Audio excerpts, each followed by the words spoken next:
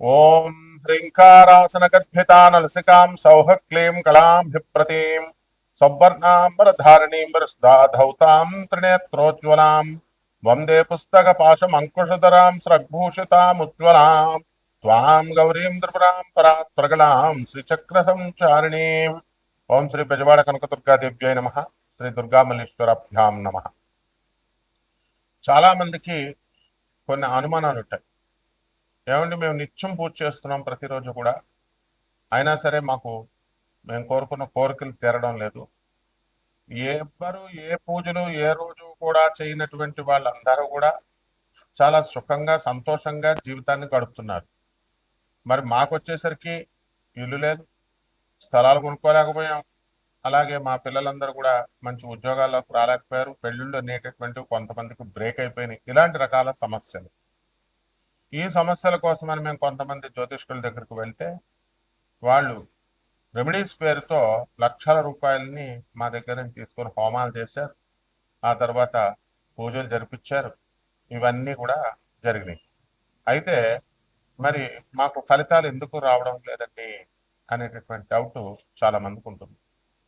అది కేవలము దానికి ఆన్సర్ ఏంటంటే మీ తప్పే. ఎలా అంటే ఎవరు చెప్పరు ఎవరు మంచి గురువులు ఎవరు చెడ్డ గురువులు. మంచి గురువు ఎప్పుడు కూడా నేను మంచి గురువుని అని చెప్పుకోడు, అసలు నేను గురువునే అని చెప్పుకోడు ఆయన. షిరిడి సాయినాథుడు, దత్తాత్రేయులు వారు, నాథ సాంప్రదాయంలో వీళ్ళంతా మత్స్యేంద్రుడు, వీళ్ళంతా కూడా శ్రీపాద వల్లభుడు వచ్చి గురుదేవులు రెండవ అవతారమైనటువంటి దత్తాత్రేయ రెండవ అవతారమైనటువంటి నృసింహ సరస్వతి స్వాముల వారు వచ్చి నేను నీ గురువును, నా దగ్గరికి రా, నేను నీ సమస్యలు తీరుస్తానని ఎక్కడన్నా చెప్పినట్టు గురు చరిత్రలో ఉందా లేదా శ్రీపాద వల్లభ చరిత్రలో ఉందా? చెప్పుకో.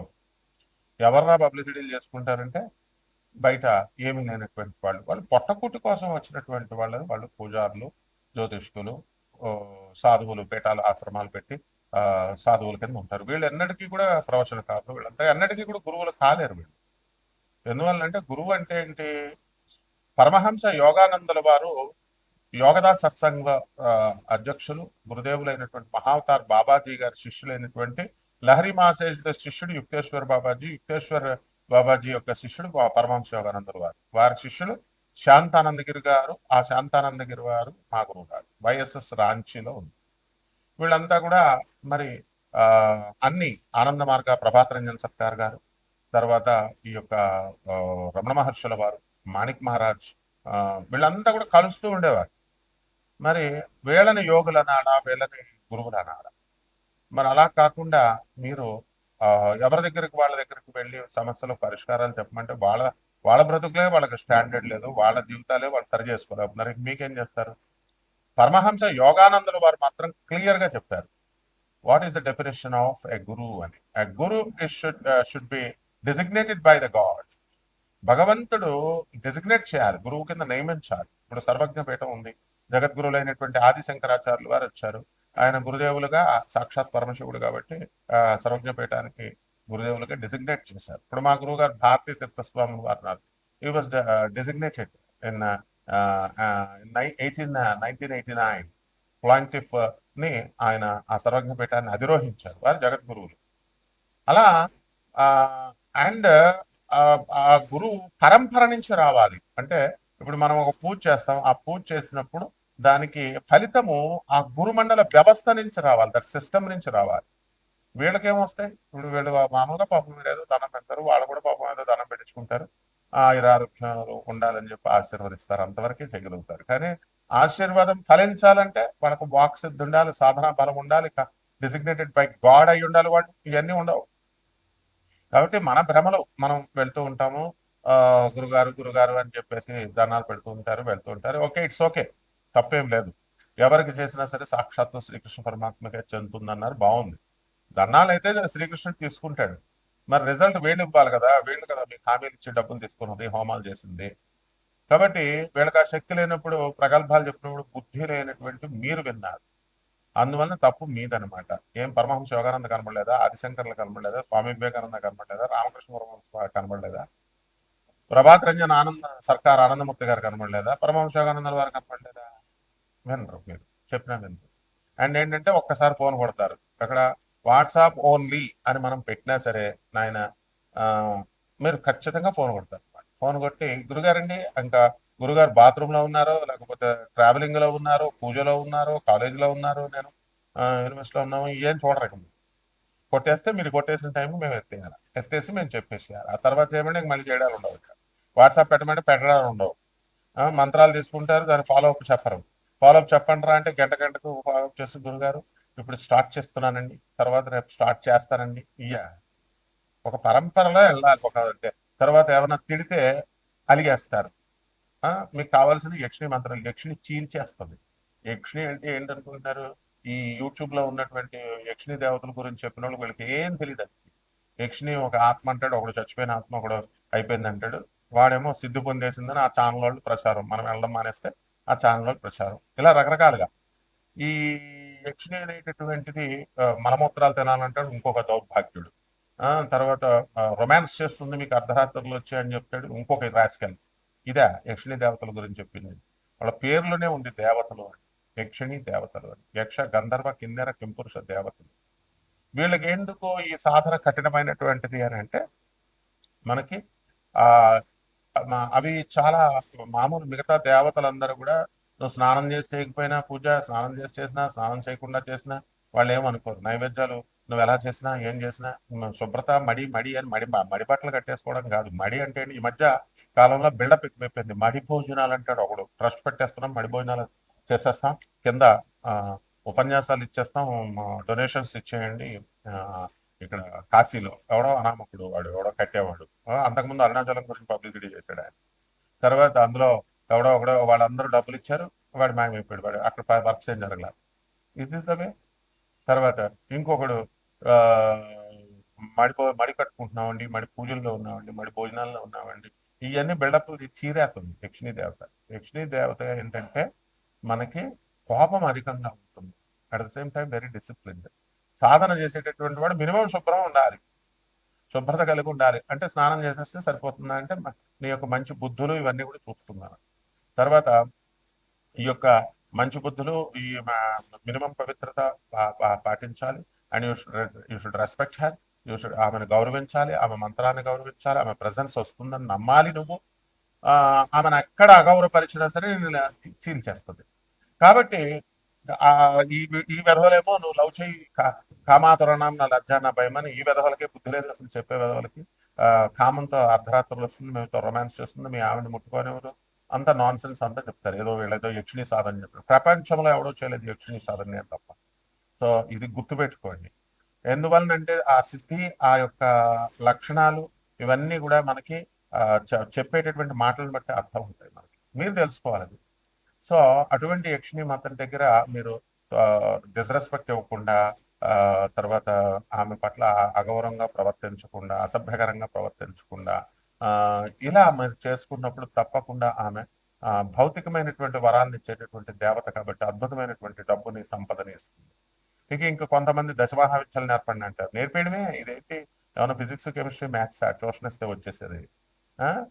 ఐఐటి ఇచ్చేస్తామని చెప్తారు నారాయణ శ్రీ చైతన్యం, లేదా ఐఐటి సీట్లు వీళ్ళ చేతుల్లో ఉన్నట్టు మేము ఇప్పించేస్తాం. ఆకాష్, ఐఐటి ఫిడ్జీ అంతా ఐఐటి చేత వాళ్ళ వాళ్ళ కౌన్సిలర్లు చెప్తారు ఐఐటి ఇచ్చేస్తామండి డైరెక్ట్ సీటు. అసలు MRPTC act, monopolies restrictive trade practices act ప్రకారము ఎవరైతే గ్యారంటీ ఇస్తారో వాళ్ళ బొక్కలో వేసేస్తారు అనమాట. ఇవన్నీ తెలుసుకోవాలి మీరు. అలాగే ఈ యొక్క దశమహావిద్యలు ఇచ్చేయండి. దశమహావిద్యలకు మీరు డిసిప్లిన్ రావాలా? తిడితే మీరు పడాలి, గురువుకే ఎదిరిస్తారు మీరు, డేట్ ఆఫ్ బర్త్లు చెప్తారు, చెప్పేసేయండి ఫోన్లో అంటారు. ఇవన్నీ కాదు. అలాగే కోటాను కోట్ల మంది కామన్ ప్లాట్ఫారం మీద చెప్పబడేటటువంటి రాశులు ఇవి. కాబట్టి రాత్రికి ఒక దౌర్భాగ్యుడు నాకు ఫోన్ చేశాడు, రాత్రికి రాత్రి మారిపోతాయండి, నేను మీ అభిమాని అండి, మీరంటే రెస్పెక్ట్ అండి అంటాడు. బాగానే ఉన్నాడు, చెప్పి సగం చచ్చి అర్థం అవట్లా. ట్రావెలింగ్ లో ఉన్నప్పుడు అప్పుడు కొడతారు అనమాట. ఏమంటే నిన్నటి దాకా బాగాలేంటే జూన్ 1 వరకు బాగాలేని జాతకము, జూన్ ట్రాన్సిషన్, జూన్ 2 నుంచి గురుడు మిథున రాశి నుంచి కర్కాటక రాశిలోకి వచ్చేస్తున్నాడు, అర్ధరాత్రికి రాత్రి మారిపోద్ది అంటారు. బుద్ధి లేని విధవ. ఫస్ట్ అసలు జాతకాలు మారడం అంటే రాశిఫలాలు ఈ గాడిదలు చెప్పేటటువంటి అందరూ ఈయన జాతకాలు మారిపోతాయి, ఈ పూజలు చేసేస్తే మారిపోతాయి, ఇది చేసేస్తే మారిపోతాయి అని చెప్తే నువ్వు చేయించుకున్నావు. చేయించుకున్నటువంటి వాళ్ళకి ఏమైనా మారిందా? ₹1 ఇవ్వలేదు, పావలా ఇవ్వలేదు, స్టూపిడ్ ఫెలో. మారిపోద్దా అని నువ్వు డిస్కషన్స్ చేయడానికి ఆ ఫోన్ నెంబర్ పెట్టింది. నేను ఏమైనా మీ ఫ్రెండ్, నా 2 hours టైం, 2 minutes టైం అని అంటారు. And world number 1 astrologer. And 20 countries లో ఉన్న 600 ఆశ్రమాస్కి, ఆనంద్ మార్గ ఆశ్రమానికి, ఆ తర్వాత ఇండియాలో ఉన్నటువంటి 300 ఆ, ఆశ్రమాలకి రిప్రజెంటేటివ్ గురువుని, ఇంటర్నేషనల్ కోఆర్డినేటర్ని. అరే, పర్సనల్ అపాయింట్మెంట్ అంటారు కొంతమంది. పర్సనల్ అపాయింట్మెంట్ అనేది కుదరదు. బికాస్ యాజ్ ఎ ప్రొఫెసర్ నాకు మొత్తం ఆల్ ఇండియాలో ఉన్నటువంటి స్టూడెంట్స్ మేము చూసుకోవాలి. సివిల్ సర్వీసెస్ ఇలాంటి ఎగ్జామ్స్ రాసేవాళ్ళు ఉంటారు. ఆయన only for IAS, IPS ministers వాళ్ళకే, ఎమ్మెల్యేలు, ఎంపీలకి వాళ్ళకే సరిపోదు మాకు అపాయింట్మెంట్ ఇవ్వడానికి, మా స్టూడెంట్స్ చూసుకోవడానికి. కామన్ మ్యాన్ అది హర్ట్ చేయడానికి కాదు. We don't have enough time. అందుకని చెప్తున్నా సరే అర్థం చేసుకోవట్లేదు. సో దీన్ని బట్టి, ఈ యొక్క కర్మలను బట్టి, ఈ ప్రతి ఒక్కడు కూడా ఈ పూజలు చేయాల్సినటువంటి అవసరం లేదు. అయినా సరే మీ జాతకాలను మార్చుకోవచ్చు డిసిప్లిన్ వల్ల. అది ఎలాగో మా ఒక్కొక్క రాశికి ఎలా ప్రభావితం చేస్తుంది అన్నది నేను చెప్తాను.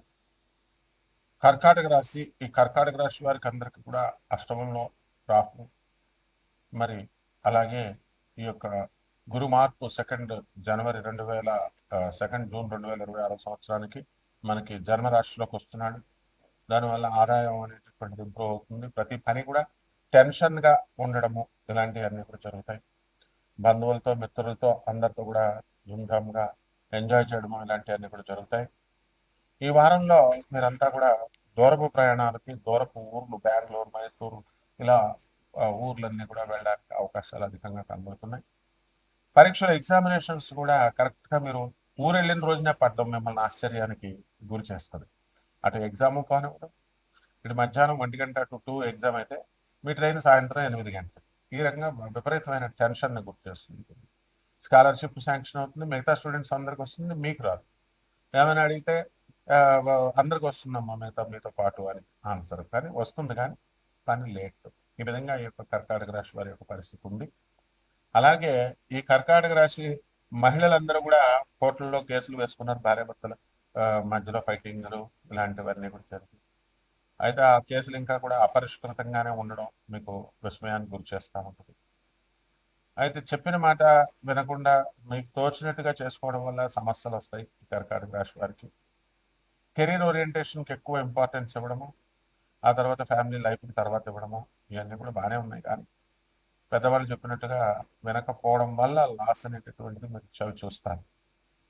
ఆ విధంగా ఈ యొక్క రాశి వారంతా కూడా దేశ విదేశాల్లో సుఖశాంతులతో ఉంటారు. అయితే ఈ యొక్క విదేశాల్లో మనకి